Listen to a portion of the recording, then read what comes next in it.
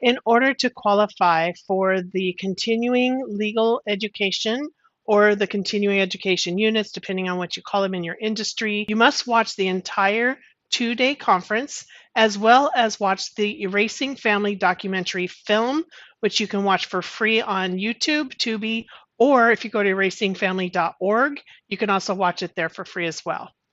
So this conference has been accredited by the Florida Bar. They have assigned 15 continuing legal education units, 7 of which count towards your mental health criteria. So that means the remaining 8 count towards your general legal or ethics, because combination in there. So if you need to claim CLEs or CEUs for the year, then this conference can actually help accommodate at least half of what the criteria is. So if you self-report and you're not a Florida attorney, that's fine, as long as you're going to have to check with your industry, your state, your regulatory bodies, your management, and determine how you can do a self-report. Many people are able to claim these credits regardless of where they are around the world. So check into it to see if you can also claim the 15 CLEs or CEUs.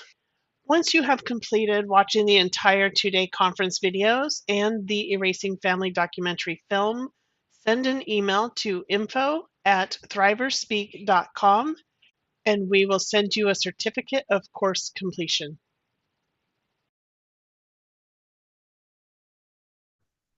Give a shout out to our sponsors. You may have noticed several of the sponsors for the conference, and we really appreciate all that they're doing. Also, I can share our screen here. If you would like to just take a look at thriverspeak.com, you will see the entire conference and everything with all of the speakers' logos as well. So let me go on ahead and share that screen with everybody. We do want to give a second to thank everyone who has financially supported the conference. And you'll see that here. As I said, thriverspeak.com, nothing about us without us, presented by adult survivors of child psychological abuse related to parental alienation. And if you were to scroll down a little bit on the site, past today's and tomorrow's speakers, you'll see the big nonprofit partner of Kids Need Both, supporting healthy family relationships with Danica. And regrettably, Danica is under the Lakeland, Florida cleanup crew of Uncle Milty and Hurricane Milton that has hit so bad. But Kids Need Both is our nonprofit partner organization. And then we have our speakers' logos of Securing Everything, Sempi, Erasing Family, Andrew Folker, Dana Laquidara, and also Beyond Beautiful Beginnings, Triskel, and Cyberwatch, and our paying sponsors, including Speaking Success Secrets and Global Impact Rotary Club for Rotary International, and many others. If you'd like to become a sponsor and pay money into this, a couple of these are my companies. I can honestly say I did pay the money into them, and it was well worth it to do that. People have asked me, I saw your logo up there. Did you get that for free as a shank deal, or was it a trade-off? I was like, no, I actually paid for the sponsorship, and I encourage you to please pay for it as well.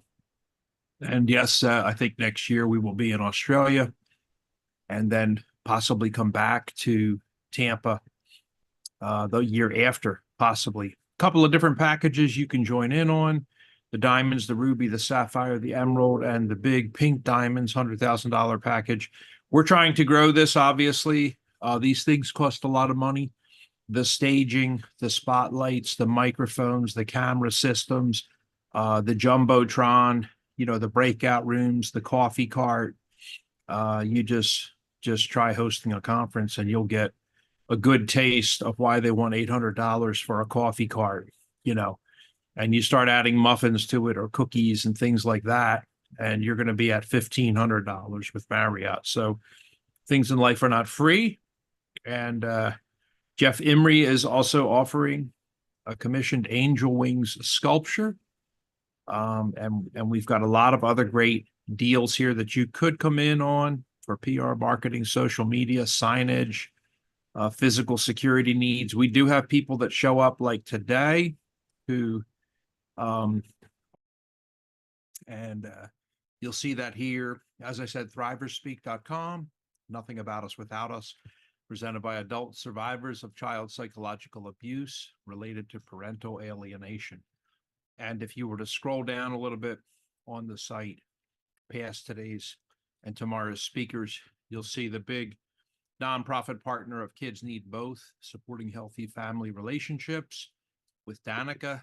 And regrettably, Danica is under the Lakeland, Florida cleanup crew of Uncle Milty and Hurricane Milton that has hit so bad. But Kids Need Both is our nonprofit partner organization.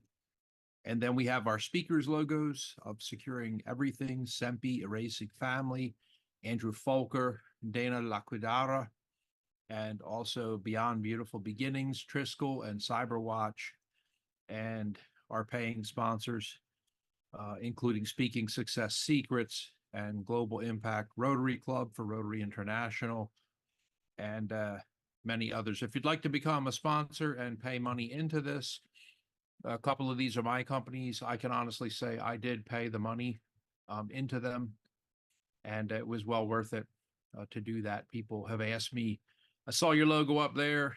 Did you get that for free as a shank deal, or was it a trade-off? I was like, no, I actually paid for the sponsorship, and I encourage you to please pay for it as well. And yes, I think next year we will be in Australia, and then possibly come back to Tampa the year after, possibly. A couple of different packages you can join in on: the diamonds, the ruby, the sapphire, the emerald, and the big pink diamonds, $100,000 package. We're trying to grow this, obviously. These things cost a lot of money.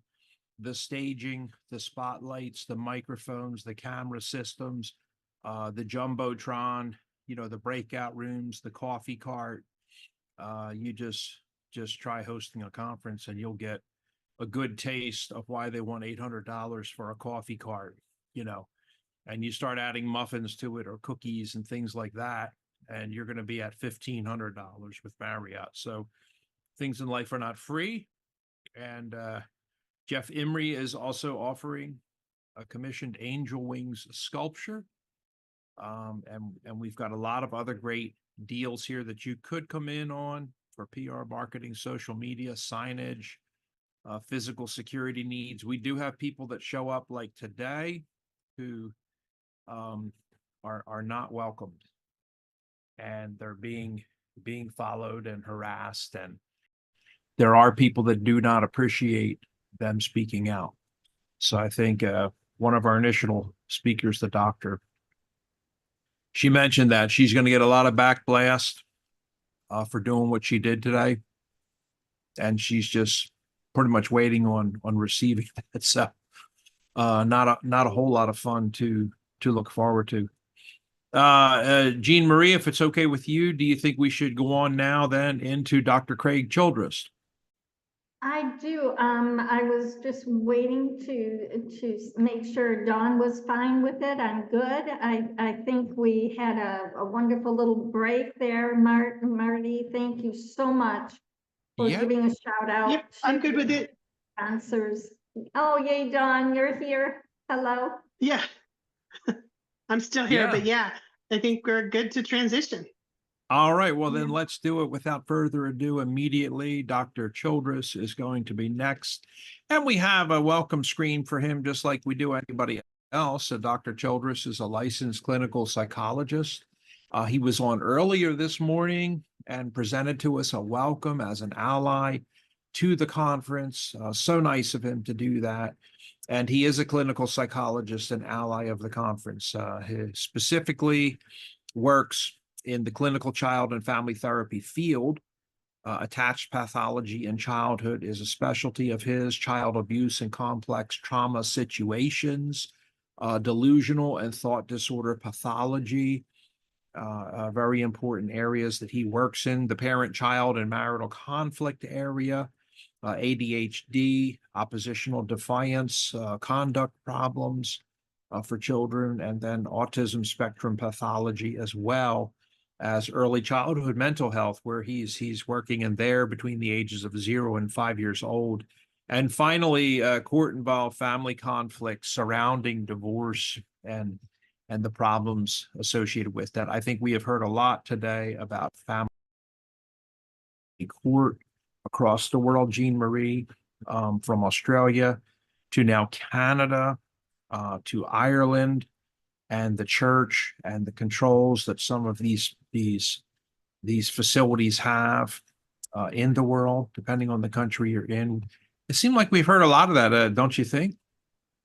Oh my goodness, we have, absolutely. And even mentioning, you said this is a global issue, and it does affect all the various facets of the government, of society, of the mental health and wellness arena.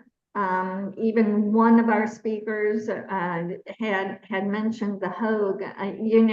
What is in place or what is not in place needs to take a look at what we are sharing today. It's more than just a cause. It's bringing an awareness to something that it has not, up until today, as far as I know, historically been addressed.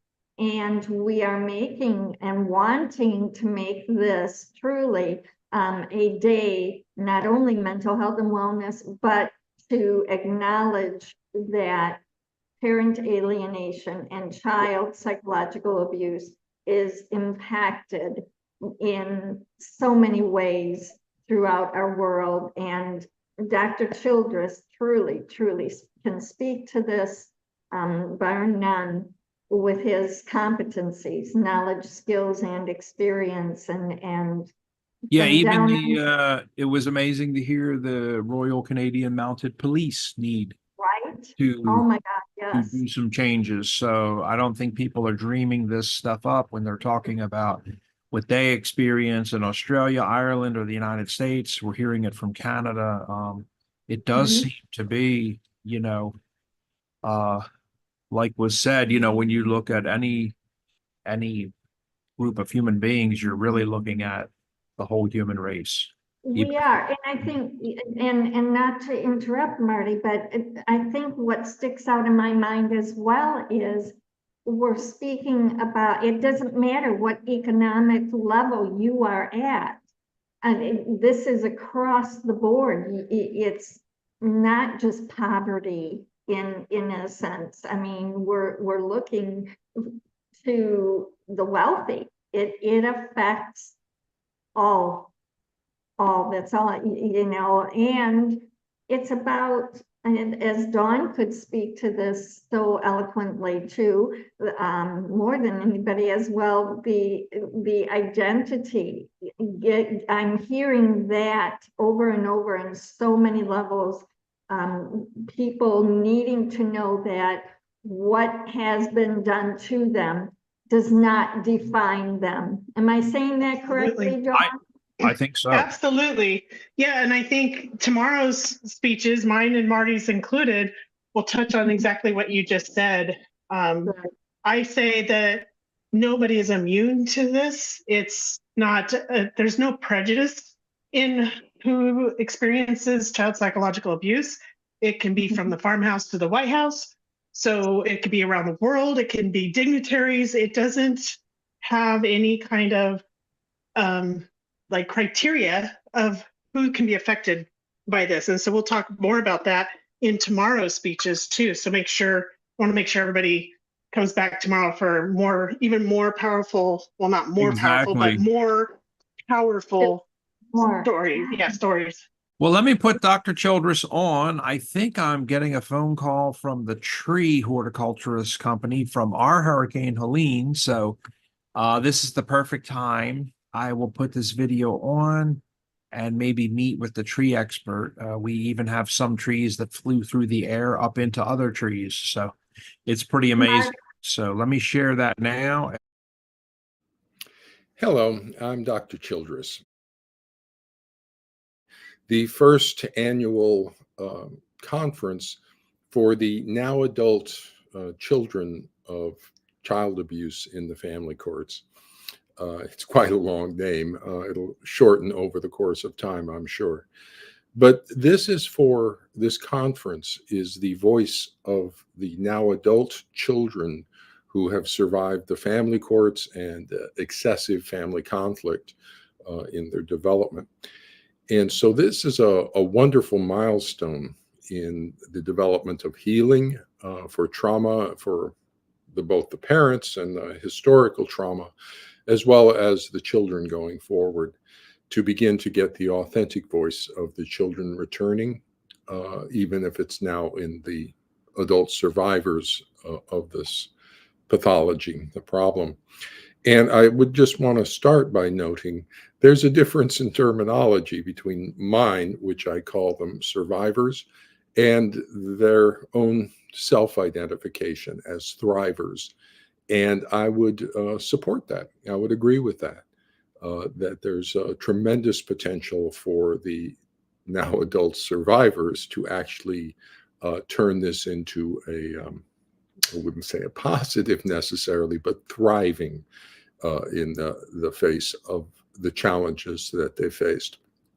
So first off, I don't see myself as a speaker at this conference.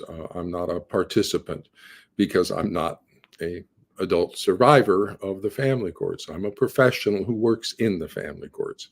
So my voice is speaking with the voice of a professional, a psychologist.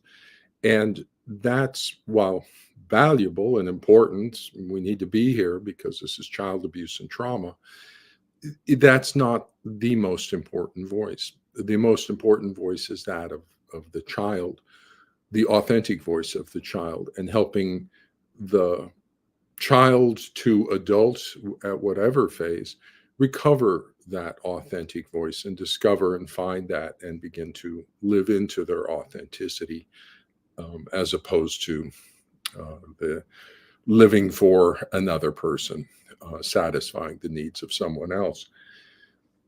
To begin with as well, I want to be very cautious relative to the professionals and the community of the now adult survivors, or the children's voice coming out in that domain, as well as any potential children's voice within the family courts, although I don't expect that until we can protect the children there. But with the now adult voices, one of the problematic issues regarding this pathology is the exploitation of children by the adult, by the parent, to meet the parent's own needs. It's called being used as a regulatory object for the parent to meet the parent's needs. And that's a danger now with the voice of the adult survivors, the adult children coming forward, that there might be a desire from other forces, mental health professionals, parent groups, parents, to once again use that voice to meet some sort of end or goal.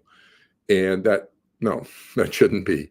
If the now adult survivors, the thriving survivors of child abuse, if they seek to enter their voice into dialogue and discussion, that's their choice. But we need to be very cautious on the surrounding professionals, parents, and everybody, that it's not coming from us. We can carry our own voice and we can solve this pathology on our own. We don't need the children to lead us in that process. So the now adult survivors of child abuse, child psychological abuse. And I've titled the talk Recovery, Discovery, and Beyond. So it's the beyond point that has me most excited. What I want to start with is a clear understanding that what we're talking about is child abuse, and specifically child psychological abuse. That's a DSM-5 diagnosis, V995.51. And in this regard, I want to caution everybody who's working with the pathology in the family courts to stop using the euphemisms that hide child abuse. There's 3 of them currently being used: parental alienation, resist-refuse dynamic, and parent-child contact problems. All of those are euphemisms that hide the child abuse from view, from the court's understanding, and from effective treatment. And so if we're moving forward with treatment, it's really important to call child abuse so that we know what we're treating and don't hide it from everybody's understanding. Now, in this regard, let me say this as well, that in my role as a professional, I am very hard line about that with my professional colleagues. And I encourage the parents to stop using that as well, because the professionals are really bad around you. From a professional standpoint, we need to be using professional terminology. That's the DSM-5, and we need to diagnose it. And the diagnosis comes out to child psychological abuse. And that's what we need to be responding to as professionals. Okay. Now, for the community of the children and who are now grown to adulthood, who've gone through the family courts and the family conflict, you can call it whatever you want. Okay, that's you're not a professional therapist, you're not a doctor, and you've earned the right to find your own voice and self-identification. So I have no opinion on what the now adult survivors call the pathology. They can self-identify however they want. I will refer to it as a professional as child abuse, and a specific form of child abuse, child psychological abuse. So from my perspective, this is where we are. And it's important. It's like, what's your pathology? Is it ADHD? Is it autism? Is it bipolar? What is it that is actually, it's child abuse, child psychological abuse. That's where we are. And that's what your pathology is. And it's in trauma zone. Now, from my perspective, and this is the definition, this is what's going on as a professional, that the children of family court conflict are victims of psychological child abuse by a pathological, problematic, and fragile parent. First off, the term victims, I'm going to use that for the children. Yes, they are victims in this situation. Now, do you remain a victim? No, and we'll talk about that a little bit more. You're going to integrate that or develop a different approach than being a victim. But the children in the family courts are victims of psychological child abuse by a pathological, problematic, fragile parent. And each one of those applies in a different way. So the pathological parent, I think that's important to identify, that this is a pathology. That parent who is doing this is injured. Okay, they are damaged in their attachment networks, their love and bonding system. And that's important to understand, that this is a pathology. This is a significant problem. It's in the DSM-5, and it needs to be addressed and needs to be resolved within the healthcare system. In addition, though, once we understand that, we don't need to continue to press that particular feature of the pathology. This parent, while pathological, that means the same thing as problematic. And so from a professional standpoint, we will understand what the pathology is, but from a human perspective, in interacting with that person, they're a problematic person. Okay, everybody's got a little bumpy in some way. We all have our issues, and that they have kind of significant issues. They're problematic parent. And so in coping with that parent through a lifetime, because they're going to be your mom or dad forever, you'll have to make adjustments based on how problematic they are. The third description of them is as a fragile parent. And this brings compassion to the understanding. And this is where the healing will take place and the movement forward will come from recognizing that they're a fragile person, and they're doing the best they can, and they can't do better than what they're doing because of the traumas that they've been through and the difficulties that they've been through in their lives. That doesn't make them less problematic, and it doesn't make it not a pathology in child abuse. It just expands our understanding for the humanity that's involved on all levels with everybody. We just got a bunch of people here who are struggling with difficult situations. So that the child is a victim of child abuse, and that you are a survivor of that child abuse, that's not the end of the story, though. That's just the beginning of the story and of the solution. And what's occurring right now, what's happening in the family courts and with you and with the development of our society and our people, is that the child victims of this situation are growing up to find their voice. And this is what this conference is all about, is the beginning of that, of those steps. And it's a process. You just don't automatically say, oh, now I know. It's a process of finding authenticity. And more importantly, how do you find because there's no, looking for what your authenticity is going to be challenged, because you're going to find it's kind of shifts and changes. What's important is the steps or the way you locate yourself. How do you locate yourself? Because this type of pathology with the parent, the problematic pathological parent, for them, they can't regulate their emotions very well. Things get very painful for them. And for them to be able to limit the pain they feel, they have to change reality, because reality is just too painful for them, whatever it is.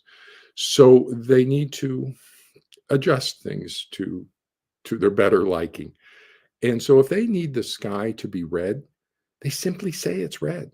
And they say, yeah, the sky is red. And if they need it to be yellow in 10 minutes, they just say it's yellow in 10 minutes. And for them, truth and reality is whatever they assert it is.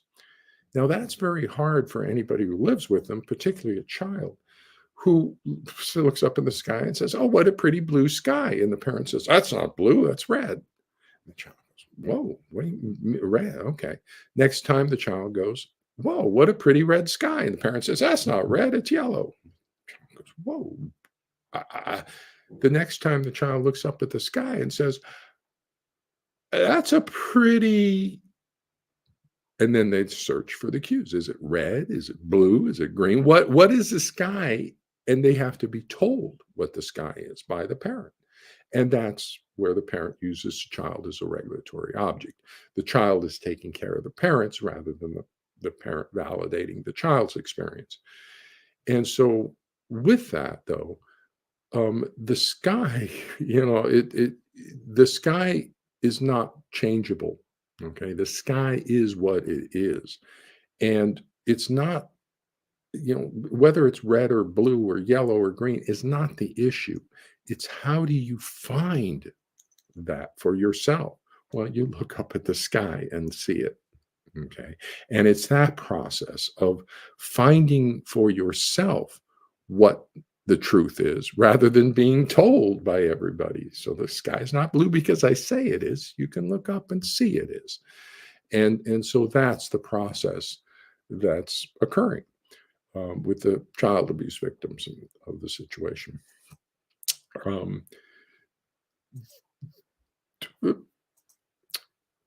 The first step in finding authenticity that I would recommend in the recovery process is to find your values. And I recommend that as the first step, because once you begin to discover yourself, you'll come to discover that the self kind of changes around. It's kind of malleable, and it kind of can move with the situation. And one of the important elements of finding authenticity is finding what your values are. And they can be truth or loyalty, or, there's 1,000 different, love, or, justice. There's 1,000 different potential values that can help organize your life, but they will give structure to your world, that there's some sort of structure in which you live. And so that would be my first recommendation relative to recovery, is to find your values. Now, I want to speak specifically about one particular value that is problematic with this pathology. And it comes from a narcissistic parent. It's a narcissistic pathology, which means that they're focused on themselves and not on the child. And that narcissistic value system has an absence of empathy. That's classic for the narcissist, is an absence of empathy. And the absence of empathy leads to the belief system, or the value system, that it's okay to be cruel to other people if they deserve it. And then they go around deciding who deserves their cruelty, and then they mete it out in some justice sort of way. That the value is, it's okay to be cruel if they deserve it. And that's not true. Okay. The actual value system is, we're not nice to other people because of who they are. We're nice because of who we are. Okay. And so that's that reorientation to the value. And I would strongly recommend reorienting away from that narcissistic value. It's not okay to be cruel because of the damage that does to you. Okay, that's not who you are. You're not a cruel person. And so reorient to the values that says, I'm not a cruel person. I'm not going to act cruel. Are there problem people? Yes. Are there difficult situations? Yes. But that's not a justification for cruelty to anybody. People are struggling, and everybody's doing the best they can. Okay, we can do what we have to do, but we don't need to be cruel about it. That it's okay to be cruel if they deserve it. That's the spousal abuse theme. That, yeah, of course I hit her. She deserved it. My dinner was cold. She deserved it. Okay. No one deserves cruelty. So that would be my first recommendation on the recovery, is to reorient to your values and find where your values are, to help begin to structure your path back, and your self-authenticity. Now, in terms of understanding where we are and what we're doing and what's happening, the pathology in the family courts, and what everybody's struggling with, the children and the parents and everybody, is the transgenerational transmission of trauma. Okay, that's the pathology. So if people come to your community meeting and say, I belong to ADHD, and I belong to eating disorders, and I belong to schizophrenia, and you go, well, what's my pathology? It's trauma. Your pathology is trauma. And specifically, though, it's not the bomb blowing up kind of trauma, or trauma that school shooting is going to cause. And it's not the trauma of physical abuse or child abuse or sex child abuse, trauma like that. It's a transgenerational trauma. It's a rippling of trauma from one generation to the next.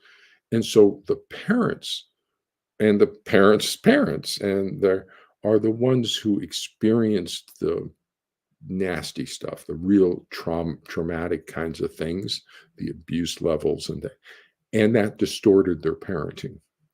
Okay, so that because they didn't resolve their own traumas in the love and bonding system of the brain, the attachment system, that's where they're located. And so they have traumatized love and bonding, and they never fixed it. They never got therapy. They never healed that. And that distorted their parenting and spousal relationships. And so that's what we're experiencing, is that distortion to parenting that's coming from unresolved trauma. And that's why I call them fragile as well as pathological. And what transgenerational trauma looks like, just to show you for a second. This is just a little slice of it. So that's you, the child in the middle there, that half blue, half yellow little circle, that's you. And you can see the one side of the family is blue, the other side is yellow there. And everybody's working with trauma, and you have two parents who are off to the sides who have their own trauma. They each have two parents, and they each have two parents. And within a generation or two, we're getting everybody's distortions. And again, that's how trauma moves through generations. It distorts the parenting that we do to the next children. We don't parent quite as bad as happened to us. And so we're removing trauma from the world. So, we used to have slavery, and we used to, have extremely violent wars, civil wars, and Napoleon, and all sorts of bad stuff. We're getting better. Okay. With each generation, we're processing more and more and working it through, but we're still carrying so much trauma from generations before, embedded in the distorted parenting that the unresolved trauma creates. And so what the child in every generation, what the child of transgenerational trauma is a destiny almost, is that we all combine traumas from two different families, from two different family histories, from two different family cultures. And so the child that's the birthright of the child, is their two cultural histories or two family lineages, and the family bonds to two families. That's their heritage, as well as all the traumas that are coming from two families. And it is the destiny of that child to then resolve that and heal that, and stop passing it forward to the next generation. Now, if it overwhelms the child and it's just too much for that child to process during their lifetime, then it's going to distort that person's parenting, and they will pass it on to the next generation. And it'll be up to the next child to see if they can resolve two different family histories of developmental trauma, child abuse, and all sorts of stuff coming through the generations. Now, the other feature that I want to show you about the drawing here is the second arrow there, way down at the bottom, is green. And that's because if you combine blue and yellow, you get green. And so it's not just the integration of two different trauma lines and everything and all the stuff. It's actually coming up with a different thing. That when you integrate the lines of trauma from two family histories, you become different. Okay, so you're no longer the blue, and you're green. You're unique, and that's what we're looking for. We're looking for that authenticity to you. What is your color? Maybe it's purple. It's like, what is your color, not the family's color, although the family history is what gives you your various colors. Okay, if you got blue and red, you're going to be purple. If you got blue and yellow, you're going to be green. But it's ultimately that final color that you wind up on. That's transgenerational trauma. That's the nature of the pathology. So to understand that a little bit, and by way of introduction to the first annual conference, here's basically how I see the current situation for the now adult survivors of child psychological abuse, that it's like that old alchemical situation of, creating the philosopher's stone, getting a transformation, where you put in a little vase and we'll plug the top and we'll put fire on you and we'll just kind of break you down. And in that process, you will reform into a new person, the person you are. But it's kind of intense when going through that kind of process. It's a transformational process. The fundamental issue within the recovery and going forward into a new life is the breach and repair sequence. It's been substantially researched by Ed Tronick out at Harvard with the still face study. And this is from a YouTube video that's up there. And I recommend everybody watch the still face. It's not about infants. It's about the brain. It's about a particular relationship system called intersubjectivity, but it's attachment and connection. And the still face looks at a process of breach and repair. And what they found in all their research is it's not about the breach. Breaches can be really big. We can have all sorts of big fights with people, and a lot of that's cultural. You get some very emotional cultures, they get very emotional in their fight, but they fix it. And they have good families and good bonds of love. Some of the Southern European nation, they're very emotional, but have good, solid family bonds. Others, some of the East Asian nations, are more subdued. They don't express a lot of emotions, and yet they have strong bonds as well. And so, it's not the breach that causes the damage. It's the failure to repair. Okay. If you leave it out there and you don't repair, that's where all the damage comes. And that's what Tronick and all talk about. They refer to it. I love this phrase. If you listen to this right at the end, Ed Tronick calls it the good, the bad, and the ugly. The good is the day-to-day breach and repair. We have differences, we work them out, we fix them. The ugly is when there's a major breach. That's your still face. Okay, there's been a major breach. That's the good. The bad is the major breach. The ugly is failure to repair. Okay, so the good is breach and repair. The bad is a breach, and then the ugly is a failure to repair. So let me talk about that for a second. Of the breach and repair sequence. That this is what Tronick has studied with and it's not just Ed Tronick. There's a whole bunch of researchers. Daniel Stern has been prominent in this, and others, Trevarth and others. And what has been discovered is that the breach and repair sequence is not just good. It's like essential for healthy child development.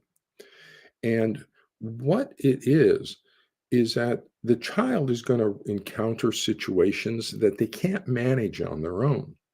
And when they do that, they emit problem behaviors, dysregulated emotions, dysregulated behavior, because they can't solve that situation. And what that does when they begin to act up like that or begin to get dysregulated is it signals the caregiver, the parent, to come over and help the child with that situation, help that child re-regulate their emotions or behavior and solve that situation. So when the child encounters something, they get all dysregulated, the parent comes in and helps the child reorganize again. All of the brain networks and brain systems that were used in that process get stronger through use-dependent development. They get stronger and more efficient. It's called scaffolding.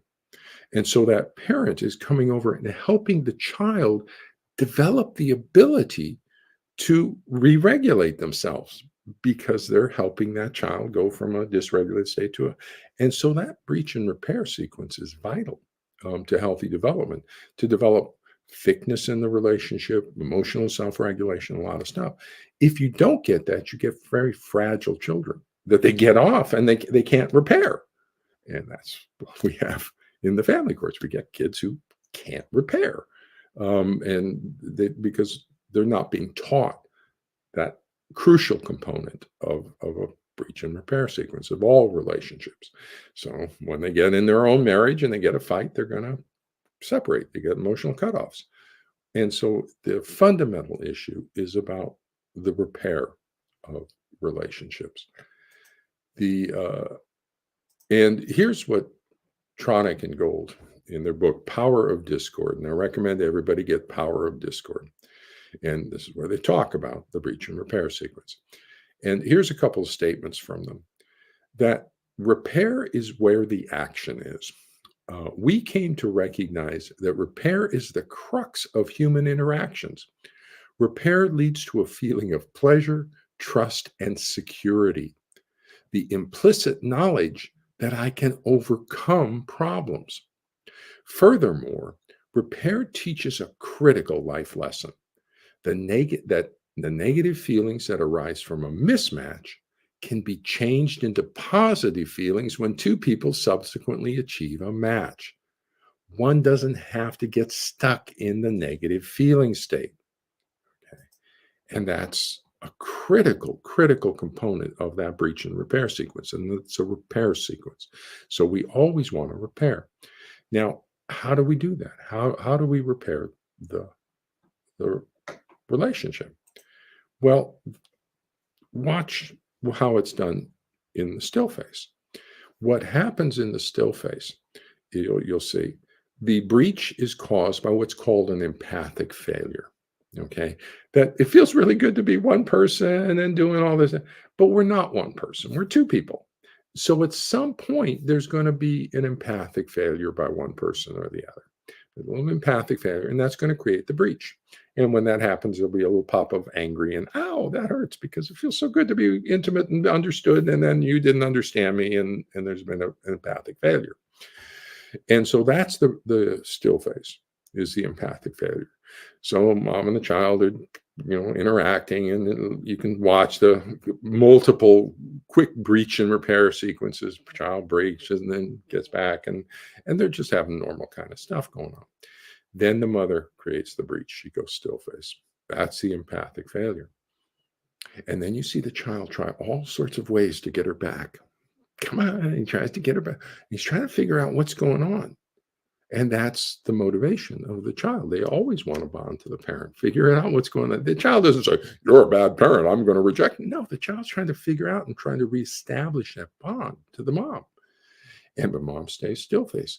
And when the child can't do that, they begin to dysregulate all over the place. You can see they're crying. They can't look at the mom because it's just too painful, and they have to withdraw, and they start to cry, and then start to really, really cry. And the important thing about that period in watching that child become more and more distressed inside, and how deeply the child was distressed by an empathic failure and the breach thing, is that's in you. Okay, all the kids in the family courts who lost a parent because of the pathology and the issues going on, that's the grief. There's massive grief inside of you that got misattributed. Oh, they're doing a bad thing, and it's messing with stuff. Okay. And so that's one of the fundamental things to understand. I know there's a lot of anger and a lot of, there can be a lot of feelings involved and blame. And one of the core issues is going to be the sadness and grief over lost relationships, over lost bonding.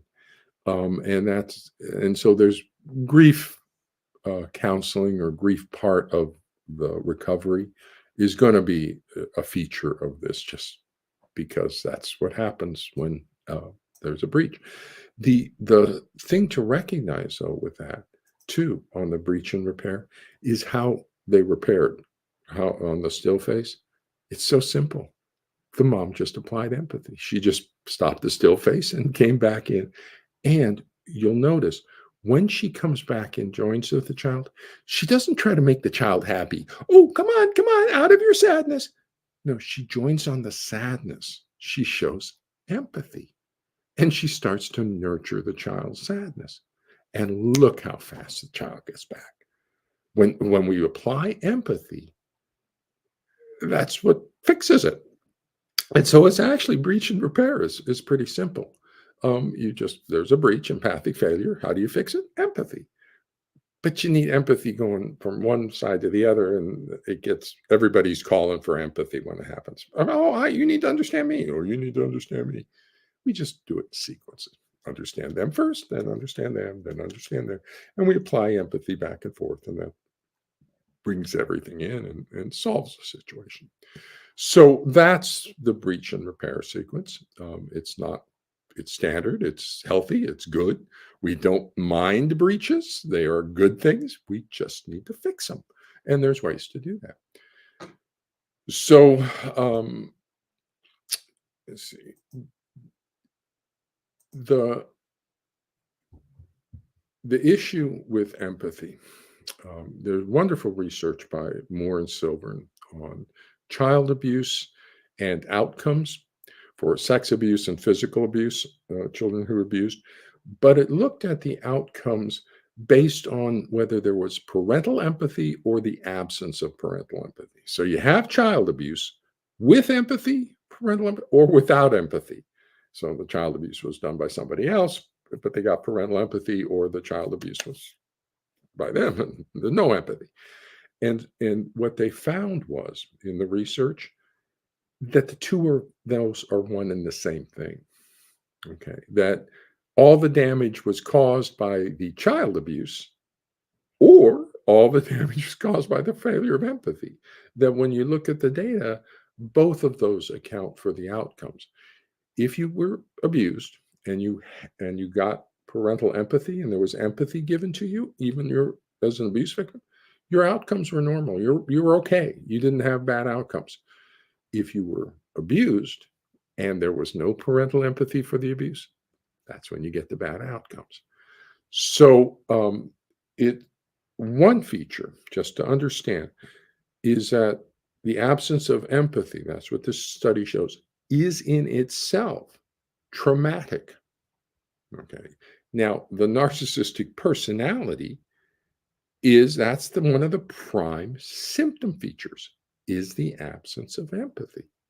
So just being with a narcissistic personality is traumatic, living with them.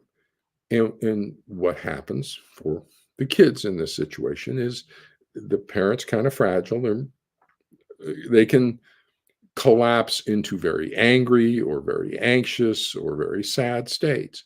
So the child learns how to what to say and do to keep that parent in a regulated state, because you don't want them going dysregulated on you. They can get pretty fragile. And so that's where they begin to take care of the parent and become a regulatory object for the parent. The issue with the absence of cruelty or the absence of empathy is that's the capacity for cruelty. And that's from Simon Baron-Cohen, the brother, I think it's brother, maybe cousin of Borat, the other Baron-Cohen. But he's a psychiatrist and wrote on the science of evil, on empathy and the origins of cruelty. And he looked at actually the brain networks involved with empathy and cruelty. And there's only 3 pathologies that involve absence of empathy as a symptom: narcissistic personality disorder, psychopathic personality disorder, and autism. So if we take autism out of the thing, that's a pretty distinctive symptom, absence of empathy, and it's where we get the cruelty. So to summarize, to close up my introduction to welcoming the voice of the child, now represented by the recovering and discovering adult who's moving beyond the child abuse and beyond the situation, that the sky is not blue because I say it is, The sky is blue is because you can look up and see it's blue.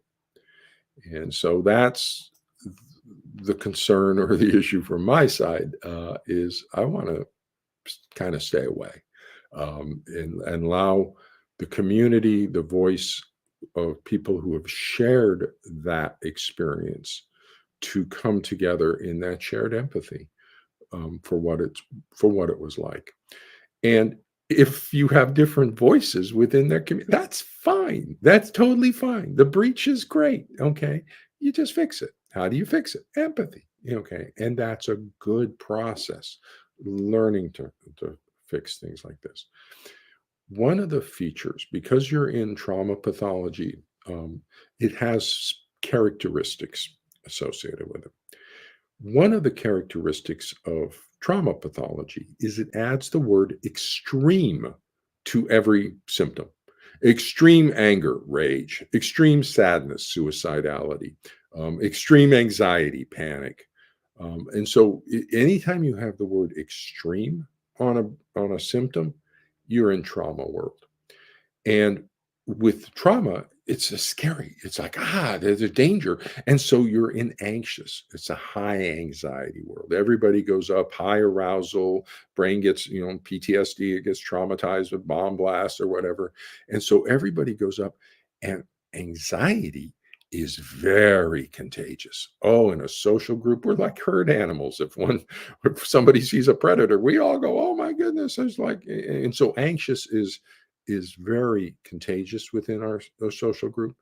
And so what happens with trauma pathology is everybody goes up and starts living on the ceiling. Everything's the most important thing in the world. And this is and there's intensity to everything. And the treatment for that, what the psychologists need to come in and do and get everybody to do, is come down off the ceiling. It's okay. Okay. It's not bad. There's no difficulties that can't be overcome. We can figure it out.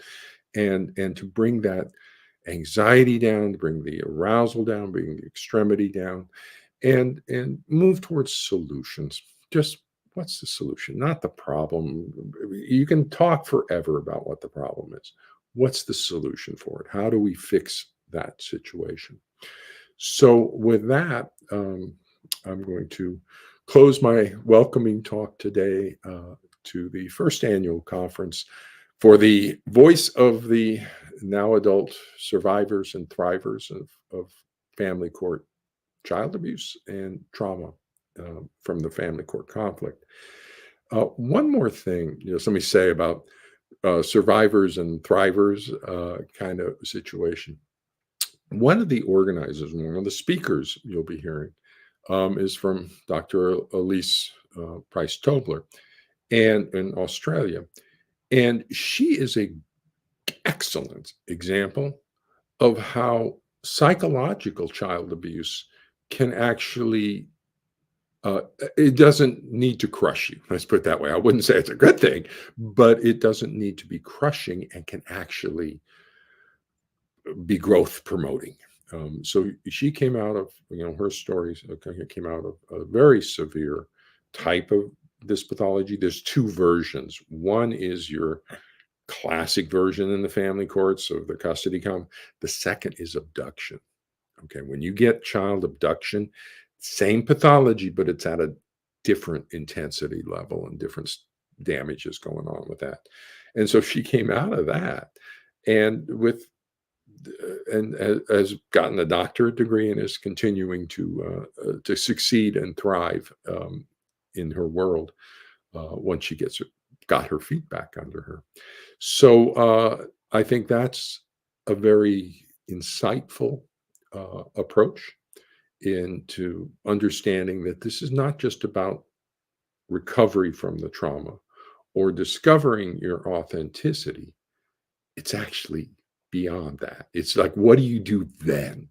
Where do you go when it's your life? And how do you live that life independent of all the nonsense that came before? Let me close with one other thing, just to talk about the sadness and the grief, and to resolve the sadness and the grief. For kids in the family court trauma, during that process, one of the parents made you reject the other, or to reject the other one. And so in that process, you lost a parent. A parent died. And there's a tremendous amount of grief in that. When you become aware of what took place and how the allied parent set that situation into motion, you lose the relationship with that parent. So now you're an orphan. Oh my goodness. That's so incredibly difficult. This particular pathology is so incredibly tragic.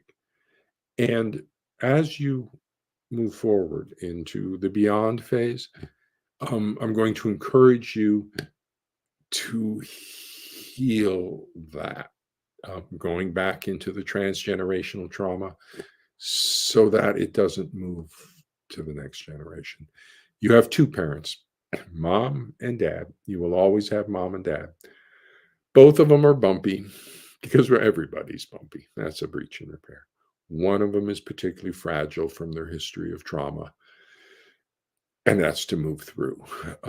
But cruelty never fixed anything. And so a larger perspective, I think, will help guide you through the process.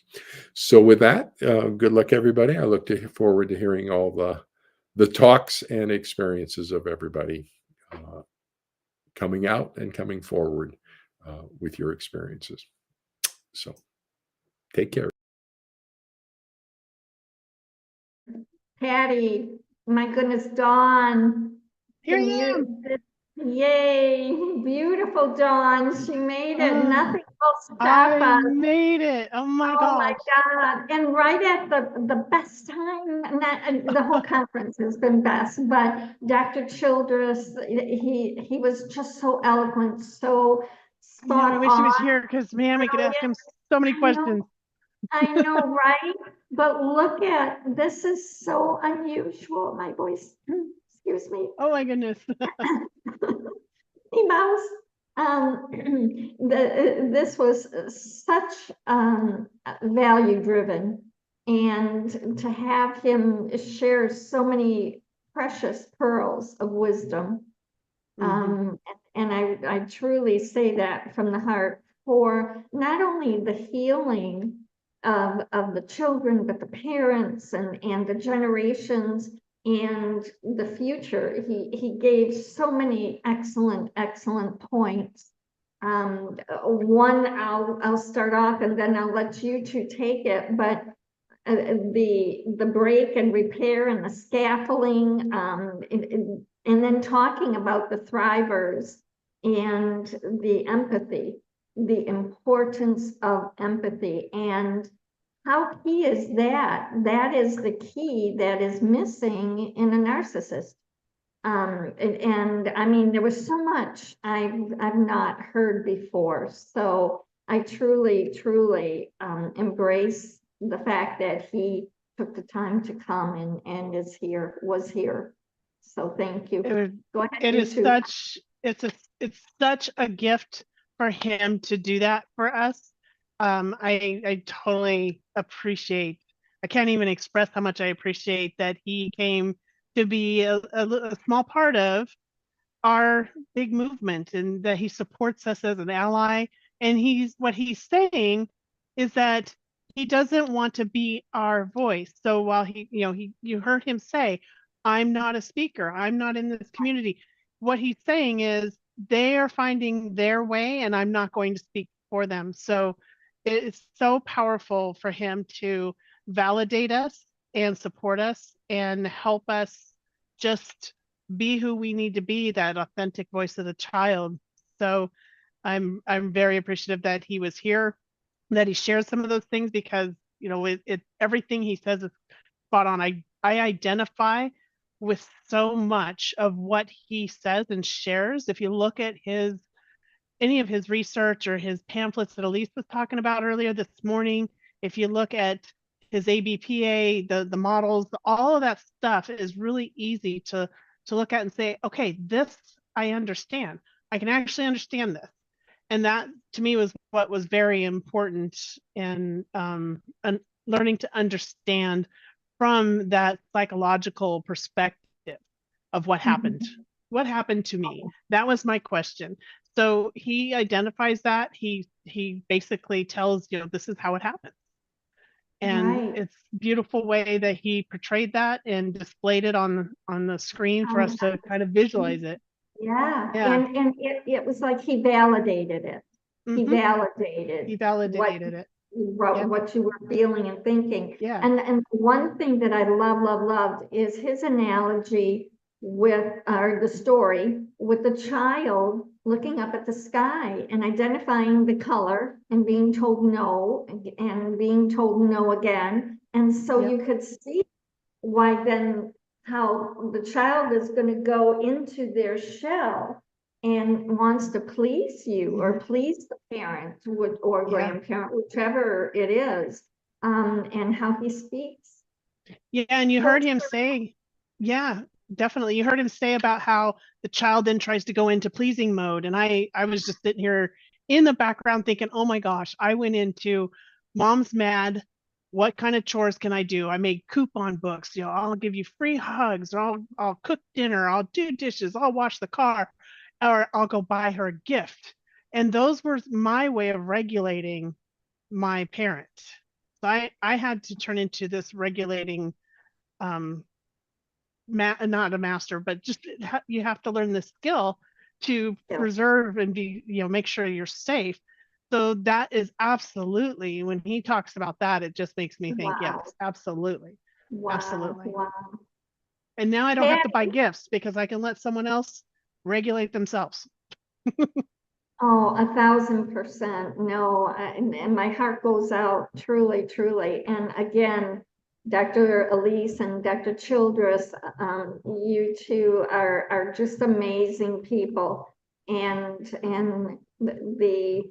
the value brought to this is priceless. Absolutely. And Patty, you have been so patient. You get the gold star, the award, the halo, everything. Oh. It's all on you. We're just thanking you for your patience. Shall we go? Or Yeah. what John? Yeah, I just want to come in here because I haven't had a chance to really say it on the screen. Yes. Is thank you guys so much for stepping in and being me and just taking over and running this and making sure that the show goes on. I can't thank you enough. I knew the conference was in great hands and I think it went off very powerfully. I think this was a great start. So I'm just blessed to have all of you in my life. So thank you for stepping in for me. Mwah, love you. Absolutely. And I know I speak for all of us here and not on camera, but you did so much work behind the scenes and pushing this through and from conception to reality. And like you said, even a hurricane cannot stop us, right? Not gonna stop it. Patty, right? She's a force, right? So you are welcome. And we truly mean that with all our hearts. So you continue to stay safe because I know you're still in that zone. You're still at the threat in Florida. And we truly do send our prayers to you and to everyone who is experiencing any type of hardship right now. Yes, and thank you for the moment of silence this morning too. I think that was beautiful to do that. And I have power on now, which is great.